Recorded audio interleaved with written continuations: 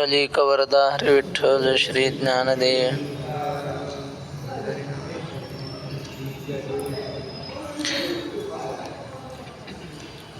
हे न म्हणावे साधारण, अन्न ब्रह्मरूप जाण, जे जीवन हेतू कारण विश्वाय या.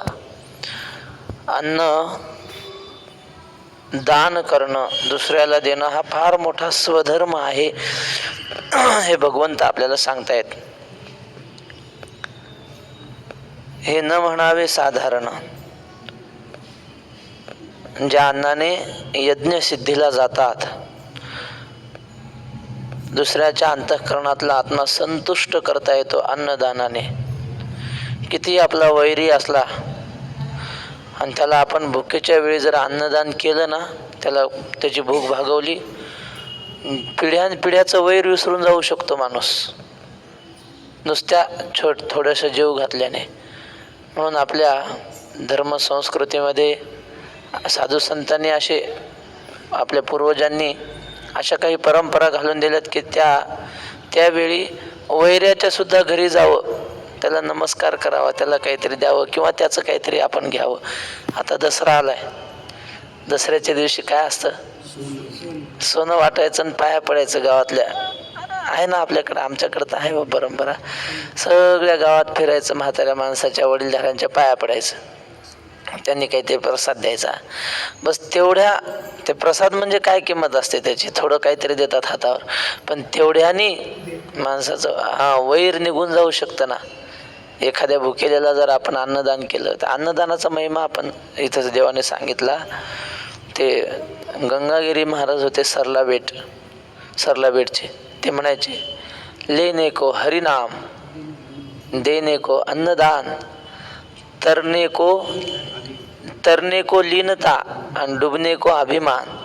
द्यायचं असेल तर अन्नदान द्यावं. जगामध्ये खूप दान आहेत.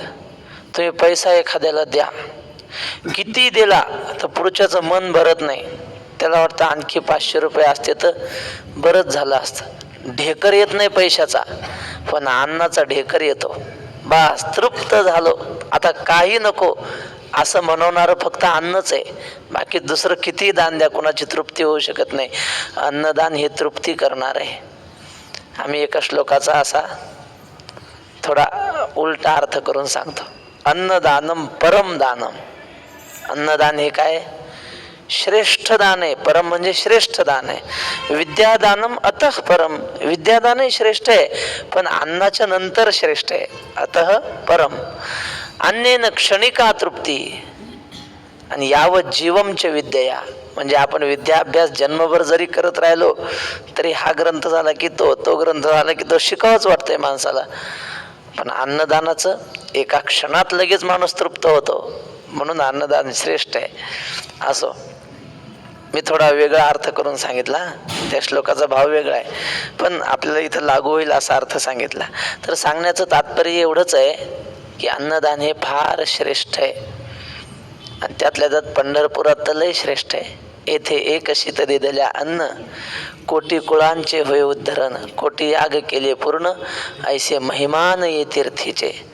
ते मला कथा पूर्ण आठवणार नाही, पण जशी आठवली तशी सांगतो, म्हणजे प्रसंग लांबवत नाही. पांडवांच्या घरी यज्ञ चालू होता काहीतरी, आणि असं म्हणतात की 1000 माणसं जेवल्यावर एकदा घंटे वाजायचे स्वर्गात, असं काहीतरी होतं ते.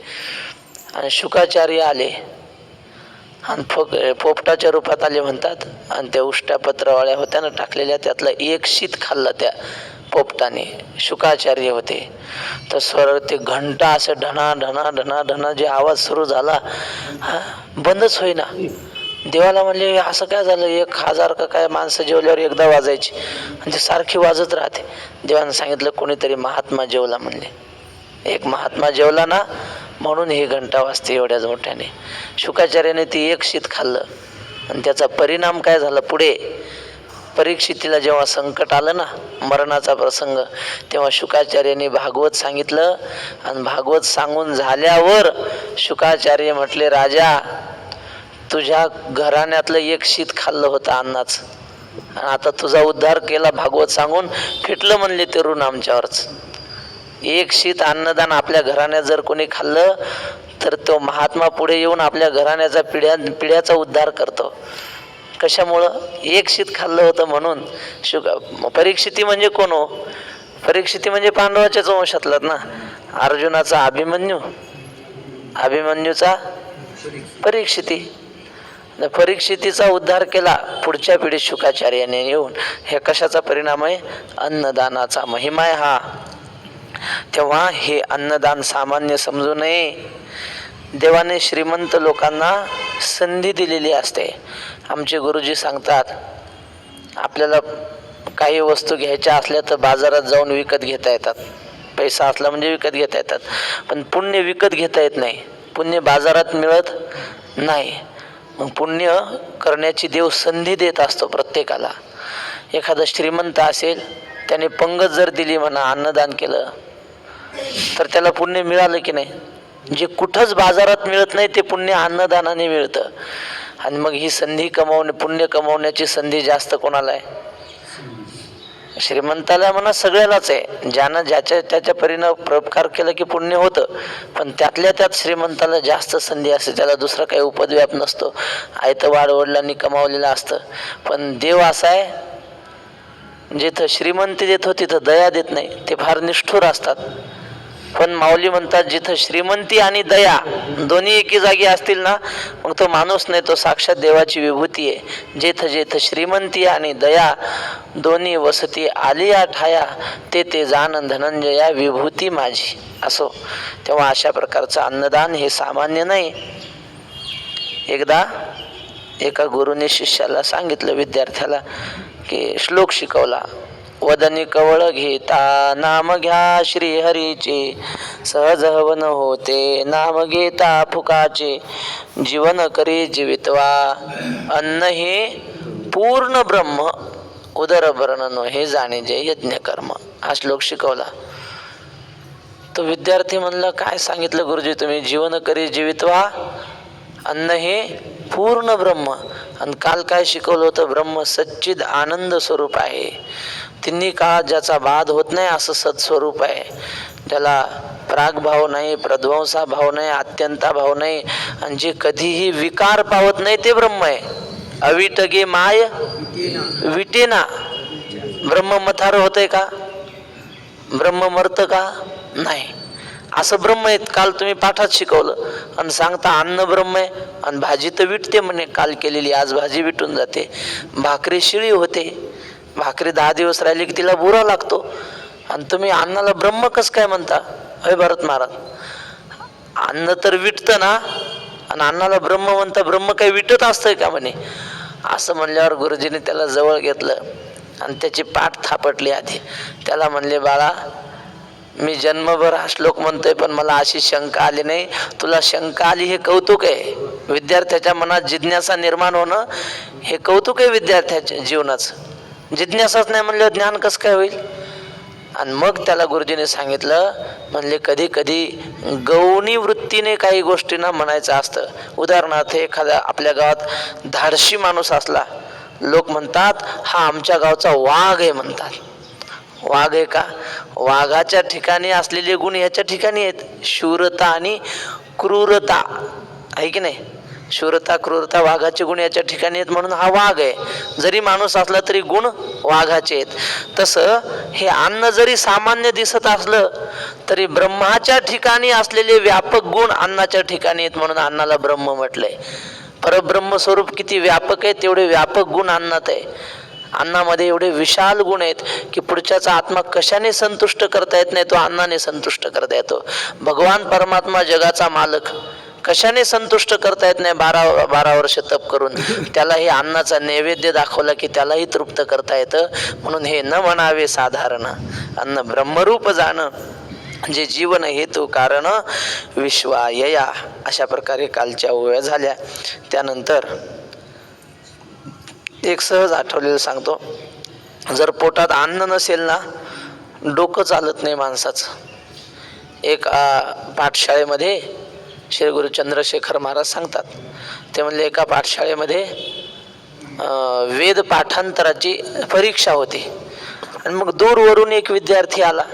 प्रवास करत चालत चालत आला, पण त्याला 2 दिवस काही खायलाच मिळालं नाही.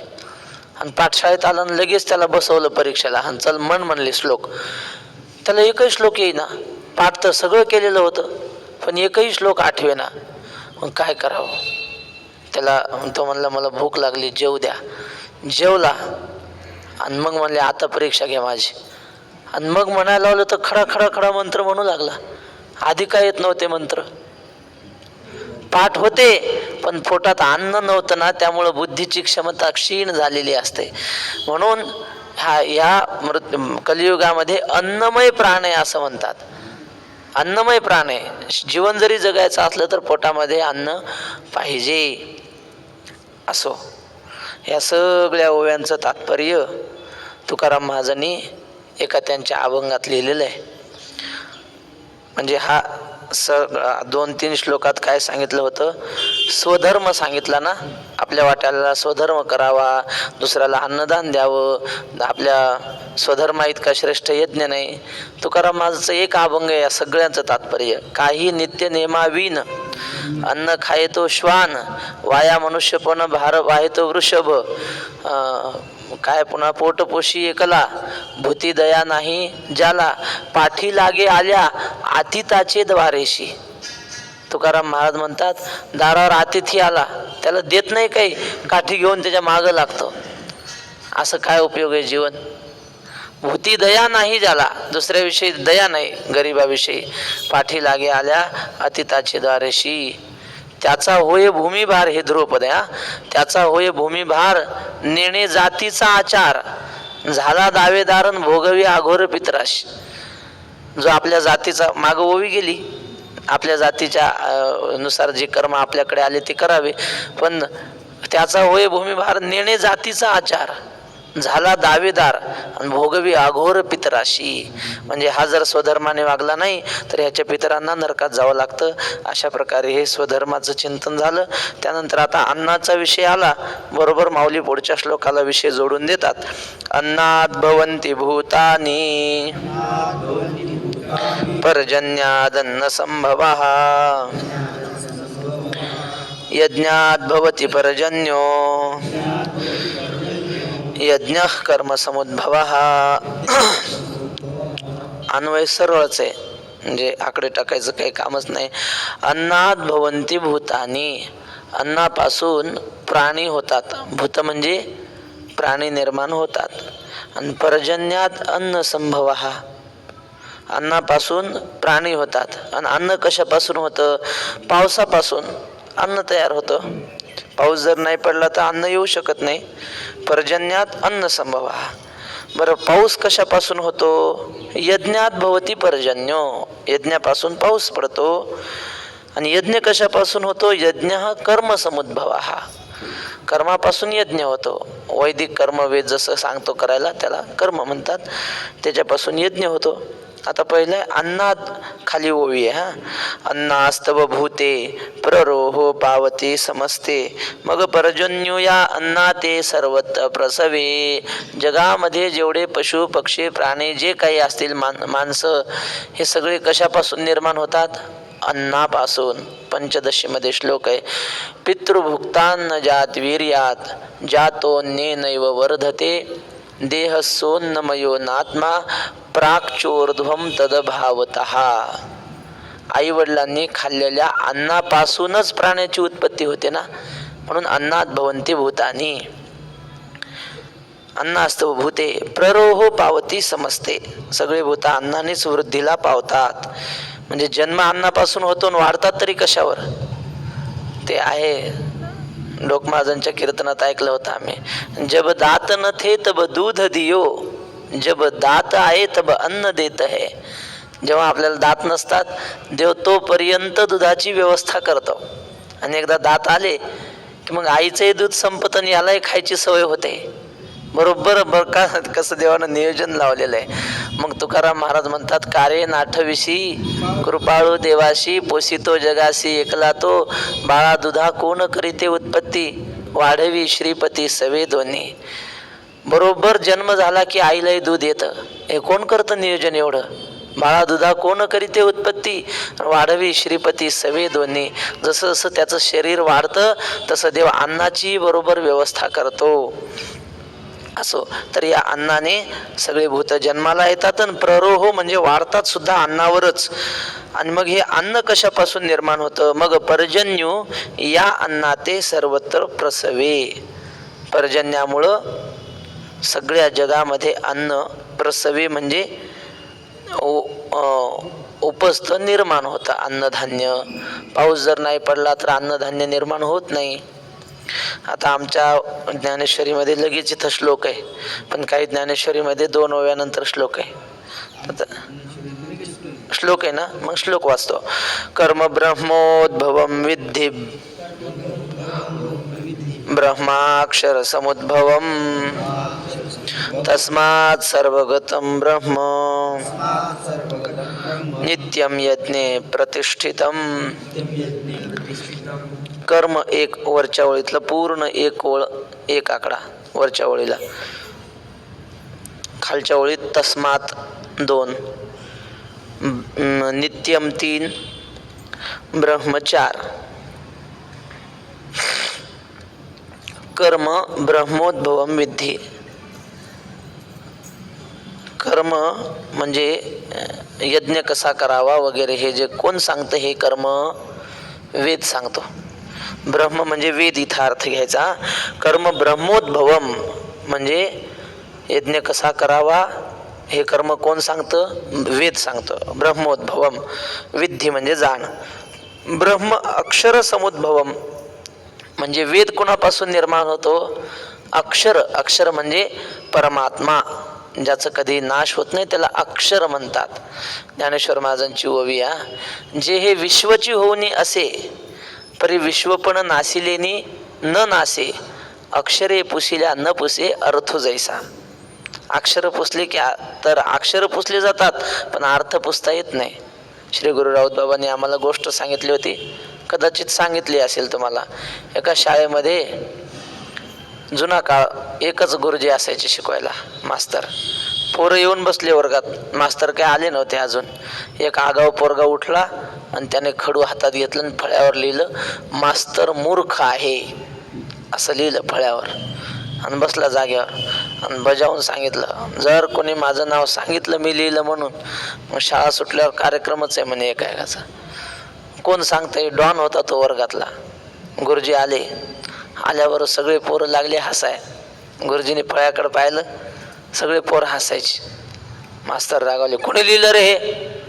कोणीच सांगे ना, फक्त हसायचे मात्र. मग आता काय करावं, मास्तरने एका पोराला उठवलं, उठ रे बाळा पुसून टाकते. पुसलं तरी पोरं हसतच होती. मास्तर म्हणले, मूर्खांना आता पुसलं ना, आता कशाला हसता? पोरं म्हणले, गुरुजी ते लिहिलेलं पुसता येतं पण त्याचा अर्थ पुसता येत नाही ना. पुसता येतो का अर्थ? ते आता कायमचा अर्थ डोक्यात बसला ना. अक्षरे पुसिल्या न पुसे अर्थ जैसा. तसं या जगामध्ये चराचरामध्ये ब्रह्म आहे. जग नष्ट होतं पण ब्रह्म नष्ट होत नाही. ब्रह्म अधिष्ठान स्वरूप आहे म्हणून त्याला अक्षर असं म्हणतात. म्हणून हा वेद कशापासून झाला, परब्रह्म स्वरूपापासून झाला. हा वेदार्थ सागरू जया निद्रिताचा घोरू, तो स्वये सर्वेश्वरू प्रत्यक्ष अनुवादला. म्हणून ब्रह्म परमात्म्यापासून झालं. ब्रह्म म्हणजे वेद परमात्म्यापासून झाला. तस्मात सर्वगतम नित्यम ब्रह्म.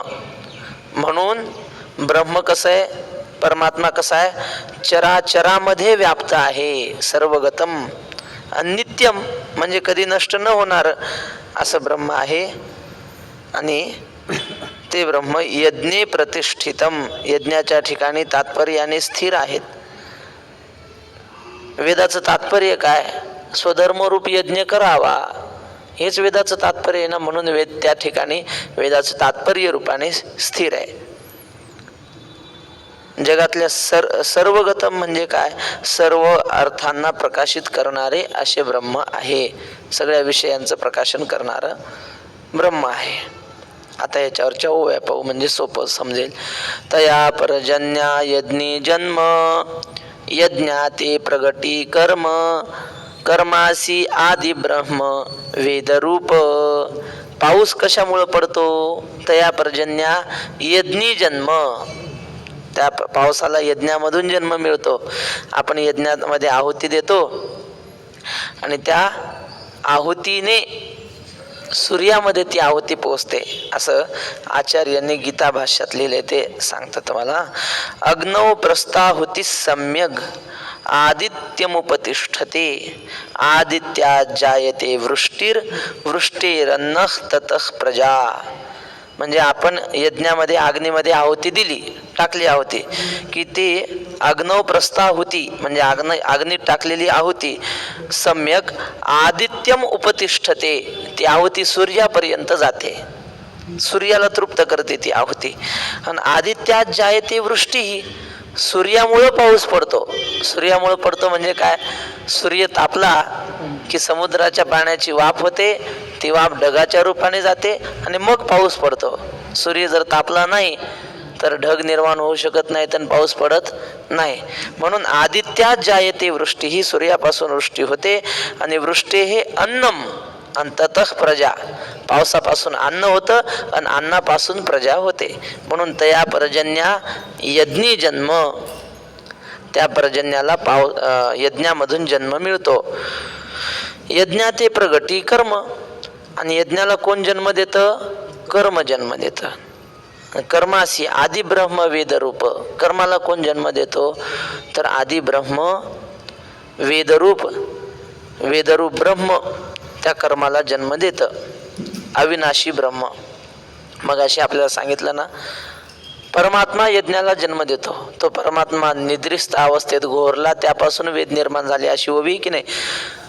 हा वेदार्थ सागरू जया निद्रिताचा गुरु. म्हणजे वेदाचा जन्म परमात्म्यापासून.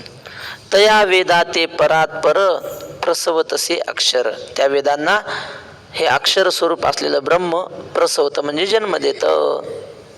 आणि त्या परब्रह्माला परात्पर म्हणलं. परात्पर म्हणजे काय? हे सगळं जग दिसतं ना, हे सगळं जग म्हणजे माया आहे. दिसतात पदार्थ, पण या पदार्थाच्या पलीकडे माया आहे देवाची, ईश्वराची. आणि त्या मायेच्याही पलीकडे परब्रह्म आहे. परात पर म्हणजे या मायेच्या पलीकडे असलेलं, म्हणून त्याला परात्पर म्हणतात. काम क्रोध आड पडिले पर्वत आणि राहिला अनंत पलीकडे. या मायारूपी पर्वताच्या पलीकडे परमात्मा आहे, म्हणून त्याला परात्पर म्हणलं. असा तो परमात्मा अक्षर स्वरूप असलेला वेदांना जन्म देतो. म्हणून हे चराचर ब्रह्मबद्ध. म्हणून हे सगळं जग परमात्म्याने व्याप्त आहे. परमात्म्यापासून वेद, वेदापासून कर्म, कर्मापासून यज्ञ, यज्ञापासून पाऊस, पावसापासून अन्न आणि अन्नापासून भूत प्राणी. म्हणजे मूळ कोण आहे? मूळ आहे परमात्मा. म्हणून अशी मुळाकडे दृष्टी असली, कारण आपे असता दृष्टी शंका पोटी उपजेना. शंका कधी उत्पन्न होते? कारणाकडे दृष्टी गेली नाही की. मग ज्ञानेश्वर महाराज म्हणतात, मुक्ताबाई म्हणते, विश्वपट ब्रह्मद्वारा ताटी उघडा ज्ञानेश्वरा. आता हे कापड मी तुमच्या पुढे धरले, हे काय हो? लोक म्हणतात काय? धोतर आहे. धोतर आहे का दोरे आहेत? दोरे आहेत की कापूस आहे? कापूस कशापासून होतो? पृथ्वीपासून, मातीपासून. माती पाणी. मग माती पाणी आहे का कापूस आहे? माती पाणी आहे. मग माती कशापासून तयार होते? पृथ्वी आपापासून, पाण्यापासून. बरं, पाणी कशापासून तयार होतं? तेजापासून. तेज कशापासून तयार होतं? वायूपासून. वायू कशापासून तयार होतो? आकाशापासून. आकाश कशापासून तयार होतं? मायेपासून. माया ब्रह्मापासून. मग हे साधं एखादा पदार्थ असतो, त्याच्या कारणाकडे जरी आपण गेलो तरी आपल्याला ब्रह्मापर्यंत जाता येतं. याला लय चिंतन म्हणतात. याचा त्याच्यात लय करायचा, त्याचा त्याच्यात लय करायचा. म्हणून मुक्ताबाई म्हणते, दिसतंय कापड पण त्याच्यात आहेत दोरे. बरं का? तसं दिसतंय जग, पण ह्या जगाच्या कणाकणामध्ये ब्रह्म व्याप्तय त्या दोऱ्यासारखं. विश्वपट आणि ब्रह्मदोरा. विश्वरूपी कापड आणि ब्रह्म त्यातला दोरा आहे. मग माणसानं दोऱ्याकडं पाहावं का कापडाकडं पाहावं? हा, ते एक आहे बघा असा अभंग. एकच सूत नाना कपडे, धोतर आणि लुगडे, जगामध्ये ब्रह्म दिसे उघडे. एकची सोने नाना लेणे, बाळ्याने बुगडे, जगामध्ये ब्रह्म दिसे उघडे. एकची माती नाना भांडे, काय मडके आणि सुगडे, जगामध्ये ब्रह्म दिसे उघडे. मला वाटतं मुक्ताबाईचाच अभंग आहे हा. बरोबर, किती सोपं सांगेल. म्हणे मुक्ताबाई ऐक चांग देवा. हो बरोबर, हेच शेवट आहे, पण मला आठवण आता. पण सांगण्याचं तात्पर्य काय, सगळ्या चराचरामध्ये सर्वगतम ब्रह्म या रूपाने सगळीकडे ब्रह्म आहे. म्हणून ब्रह्मबद्ध असं म्हटलंय. म्हणून हे चराचर ब्रह्मबद्ध परी कर्माची मूर्ती, यज्ञी अधिवासु श्रुती, ऐके सुभद्रापती अखंड गा. कर्माची मूर्ती जो यज्ञ, त्यात श्रुतीचा अधिवास आहे. कर्माचं मूर्तिमंत स्वरूप म्हणजे काय, यज्ञ. कारण ऋत्विजाच्या कर्मापासून जो यज्ञ करणारा असतो, यज्ञ करून घेणारा ऋत्विज आणि यजमान, लक्ष आहे का तुमचं, यज्ञ करणारा यजमान आणि ऋत्विज मंत्र सांगणारा, या दोघांच्या कर्मापासूनच यज्ञ होतो ना. आपोआप कसा यज्ञ होईल, यज्ञ कर्म आहे. आणि मग या दोघांच्या क्रियेपासून जो वेद निर्माण होतो, तो कर्माची मूर्तिमंत स्वरूप म्हणजे वेद, आपलं यज्ञ आहे. आणि त्या यज्ञामध्ये श्रुतीचा अधिवास आहे, म्हणजे वेदाचा अधिवास आहे. वेदानं सांगितलं असं असं कर्म करावं, म्हणजे त्या यज्ञामध्ये श्रुतीचा रहिवास आहे, राहण्याचं ठिकाण आहे. ऐके सुभद्रापती अखंड गा. म्हणून या चराचरामध्ये, या वेदामध्ये श्रुतीचा अखंड वास आहे असं घ्या, किंवा चराचरामध्ये ब्रह्माचा अखंड वास आहे असा अर्थ घ्या. एवं प्रवर्तितं चक्रम नानुवर्तयति हयः, अघायुरिंद्रिया रामो मोघम पार्थ सजीवती. खालच्या ओळीतला पार्थ 1, वरच्या ओळीत एवं 2, शेवटचा अक्षर यह 3, नानुवर्तयति हयः 4, खालच्या ओळीतला सह 5 आणि 6 अघायुरिंद्रिया रामो 6. तर हे पार्थ म्हणजे हे अर्जुना, एवं प्रवर्तितम चक्रम, हे असं सृष्टी उत्पत्तीचं चक्र सांगितलं. प्राणी कशापासून होतात ते सगळं चक्र तुला सांगितलं.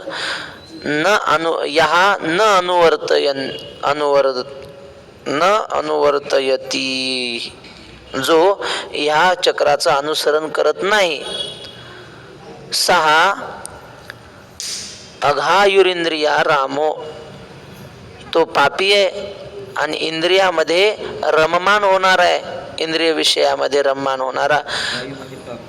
हा, अघ म्हणजे पाप, अघायुः म्हणजे त्याचं जीवन पापमय जीवन आहे. आणि मोघम पार्थ सजीवती, त्याचं जीवन व्यर्थ आहे. मोघम म्हणजे आपण हा मराठीत शब्द वापरतो ना, मोघम, मोघम बोलतो तो म्हणजे व्यर्थ बोलतो.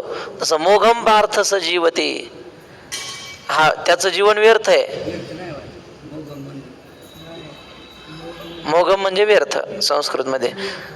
चला, ऐशी ही आदी परंपरा संक्षेपे तुझ धनुर्धरा, सांगितली या अध्वरा लागोनिया. अर्जुना, अशी तुला ही जुनी परंपरा सांगितली, पहिली परंपरा थोडक्यात सांगितली. कशासाठी, अध्वरा लागोनिया, यज्ञासंबंधीची ही सगळी परंपरा सांगितली. यज्ञातून काय होतं ते सांगितलं.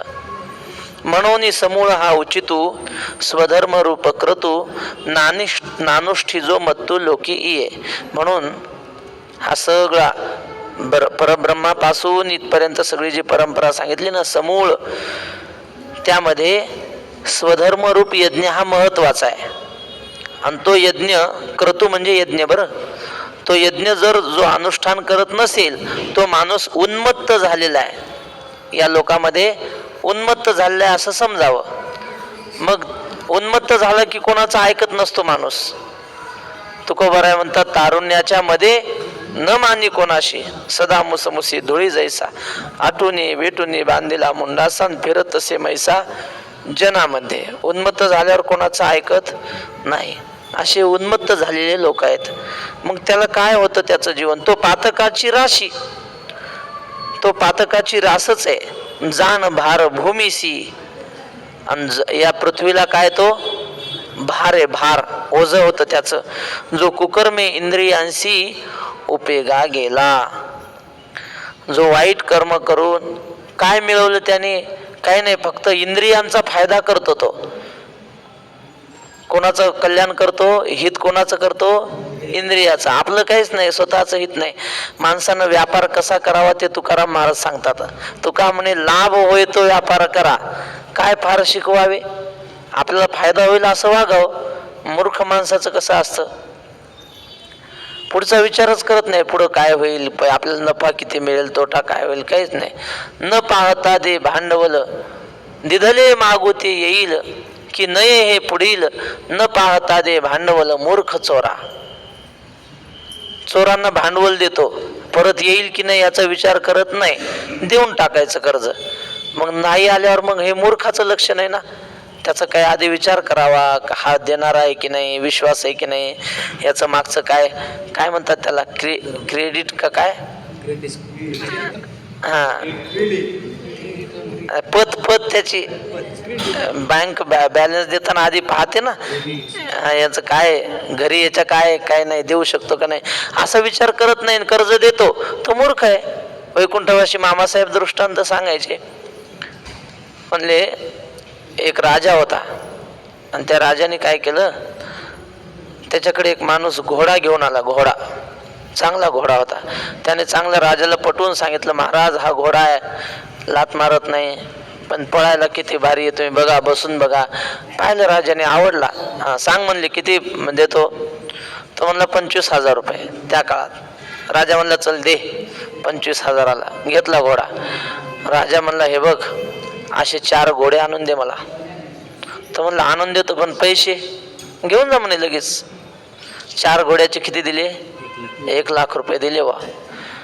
तो घेऊन गेला. राजाने त्याचं नाव लिहून घेतलं नाही, पत्ता नाही, फोन नंबर, मोबाईल नव्हताच तेव्हा, पण काहीच नाही, आणि पैसे दिले 1,00,000 रुपये त्या माणसाला. मग झालं, संध्याकाळी प्रधानजी पशी बसले राजे, सांगू लागले असं असं त्या माणसाला 1,00,000 रुपये दिले म्हणले. प्रधान म्हणला हो त्याचं काय नाव पत्ता गाव, त्याच्यात काय म्हणलं आणून देईल की तो. बर. मग दुसऱ्या दिवशी राजाने काय त्याला लहर आली राजाला. प्रधानाला म्हणले, प्रधानजी आपल्या राज्यामध्ये शहाणी माणसं किती आणि मूर्ख माणसं किती यांची यादी करून आणा म्हणले. मग प्रधानजीने केली 5-6 दिवसात यादी. शहाण्या माणसाची यादी दिला, कागद वाचले. मूर्खांची यादी, पहिलं राजाचंच नाव मूर्खांच्या यादीत. राजा म्हणला अरे एवढं राज्य सांभाळतो म्हणे मी, मला मूर्खाच्या यादीत पहिलं नाव टाकलं. ते म्हणले हे बघा महाराज, लक्षणं बसले की आम्हाला लिहावं लागतं, ते तुम्ही राजा असू नाही तर कोणी असो. म्हणले कस काय मूर्खाच्या यादीत? तुम्ही म्हणले त्या माणसाला 1,00,000 रुपये दिले, त्याचं नाव गाव पत्ता कुठली ओळख नाही पाळख नाही, 1,00,000 रुपये कसे काय दिले? म्हणले घोडे घेऊन परत येईल की तो. मग तो जर परत घोडे घेऊन आला तर तुमचं नाव खोडून त्याचं लिहिन म्हणले, मूर्खाच्या यादीत पहिलं. समजलं का? काही पावती नाही काही नाही, परत तो जर आला तर तुमचं कडून त्याचं लिहिन मग मूर्ख म्हणून. असं कोणी येत असतं का 1,00,000 रुपये घेऊन दिल्या? सांगण्याचं तात्पर्य काय, आपला मोबदला परत येईल की नाही याचा विचार न करता जो भांडवल देतो ना तो मूर्ख असतो. मग ज्ञानेश्वर महाराज म्हणतात अशी ओवी 4थ्या अध्यायामध्ये की आपण सायासे करून बहुते सकळ ही समृद्धी जाते, उदो असतो या देहाते प्रतिपाळावे का. रात्रंदिवस कष्ट करायचे. कशासाठी? पोट भरण्यासाठी, शरीर सांभाळण्यासाठी. मग म्हणले ठीक आहे, कष्ट केले, शरीर सांभाळलं, दुसरं काही धर्म केला नाही, पुण्य नाही, देवधर्म काहीच केलं नाही, नुसतं शरीर सांभाळलं, शेवटी काय मिळतं त्याचा मोबदला? त्याचा मोबदला काही मिळत नाही. ज्ञानेश्वर महाराज म्हणतात, सायासे करुणे बहुते सकाळी समृद्धी जाते, उदो असतो या देहाते प्रतिपाळावे का, मग सर्वस्वे शिणोनी येथे सकाळी समृद्धी जाते.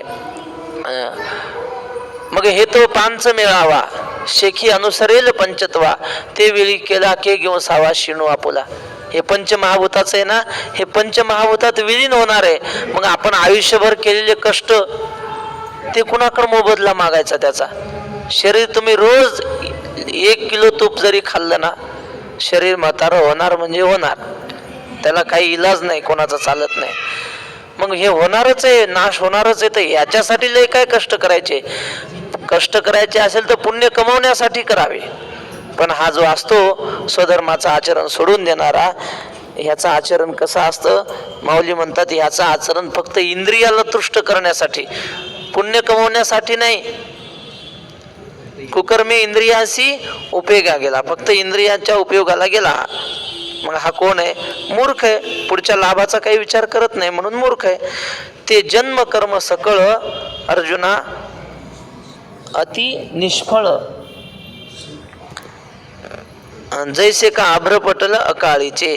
त्याचा जन्म, त्याच्या जीवनातलं कर्म हे सगळं निष्फळ आहे, निष्फळ, काही त्याचा उपयोग. आभ्रपटल म्हणजे हे आकाशात येणार ढग, ढग पावसाळा संपल्यावर ढग येतात की नाही, आणि ते बिगर पावसाचे. असा एक श्लोक आहे बघा, काही गोष्टीला काहीच फळ नसतं. म्हणले अजयायुद्धम, शेळीची टक्कर लागली, शेळ्यांची. काय असते शेळीची टक्कर म्हणजे? काही नाही, ती कोणी येते पळत पळत आणि दुसरी येते, अशा पाय उचकरतात, एकूण एकाला पाय मारतात, ती तिकडं चरायला जाते आणि ही इकडं जाते. काय त्या भांडणाला मजाच नाही. खरे युद्ध असतं रेड्याचं. रेड्याची जर टक्कर लागली तर दोघांपैकी एक मरोस तर थांबत नाहीत युद्ध, असं म्हणतात बा ते. आणि शेळीच्या टकरीला काय किंमत आहे? अजयायुद्धम ऋषी श्राद्धम, काय पुन्हा दंपत्य कलह, म्हणजे पती पत्नीचं भांडण. काय नसतं पती पत्नीचं भांडण म्हणजे? काय नाही, दुपारी भांडण होतं, पुन्हा थोड्या वेळानं जेवायला सोबतच. ते का भांडणाला अर्थ असतो का? काही नाही. बर, अजयायुद्धम ऋषी श्राद्धम. ऋषी श्राद्ध म्हणजे असं आहे, आपण आपल्या वाडवडिलांचं श्राद्ध घातलं तर ते श्राद्धाचं पुण्य आपल्या वाडवडिलांना मिळतं, आणि साधू संतांचं श्राद्ध घातल्यावर त्या श्राद्धाचं पुण्य त्या साधूला मिळायला. तो ब्रह्मरूप झालाय, त्याला कशाला तुमच्या पुण्याची गरज नाही त्या. मग त्याचं श्राद्ध व्यर्थ आहे त्याच्या दृष्टीनं. आपण त्यांचं श्राद्ध घातलं तर आपल्याला पुण्य मिळेल, त्यांच्यासाठी ते निष्फळ आहे. ज्ञानोबारायांची, साधू संतांचे आपण समजा हे उत्सव करतो, ह्या उत्सवाचा फायदा त्यांना काय? त्यांना काय नाही, त्यांनी जे मिळवायचं ते मिळवून घेतलंय, आपल्याला फायदा मिळेल. त्यांच्यासाठी ते निष्फळ आहे. अजयायुद्धम ऋषी श्राद्धम प्रभाते मेघ डंबरम, ते शेवटी सांगतो. दंपत्य कलहश्चैव, पती पत्नीचं भांडण निष्फळ. तसं पहाटे सकाळच्या वेळेला मेघ गर्जना होत असल्या समजायचं काय नाही, जो गरजते है वो बरसते नाही. ते नुसते आवाज करतात, पाऊस पाडणं. जो गरजोनी ब्रह्मांड फोडी, जाऊ द्या काय असेल त्या. तर नुसता आवाज करतं, ते पाऊस पाडत नाही. तसे अकाळी आभाळ, अकाळी आलेला आभाळ आहे ना, ते पाऊस पाडत नाही, नुसते ढग दिसायला असतात. तसं ह्याचं आयुष्य मोघम, नुसतं दिसायपुरतं, त्याला फळ काहीच नाही. वेळ संपली आपली. अभ्रपटल अकाळीचे. तसं का गळा असताना अजेचे तैसे जियाले देखे, तयाचे जे अनुष्ठान स्वधर्माचे घडेची ना. शेळीच्या गळ्याला स्तन असतात अशी, त्यातून दूध निघतं का?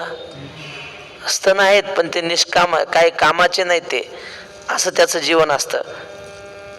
गळा असताना अजया म्हणजे शेळी, अजयचे तैसे जियाले देखे. तसंच काही माणसाचं जीवन नुसतं व्यर्थ, जय अनुष्ठान स्वधर्माचे घडेची ना. जो मायबापाची सेवा करत नाही, देवधर्म करत नाही, दानधर्म करत नाही, काहीच करत नाही, त्याचं जीवन म्हणजे शेळीच्या गळ्याला असलेल्या स्तनासारखं. बास. तैसे जी आले देखे त्याचे जे अनुष्ठान स्वधर्माचे घडेचे ना. म्हणून ऐके पांडवा हा स्वधर्म कवणे न संडावा, सर्व भावे भजावा, हाची एकू यावोच चिंतन उद्या करू. पुंडलिक वरदा हरे विठ्ठल श्री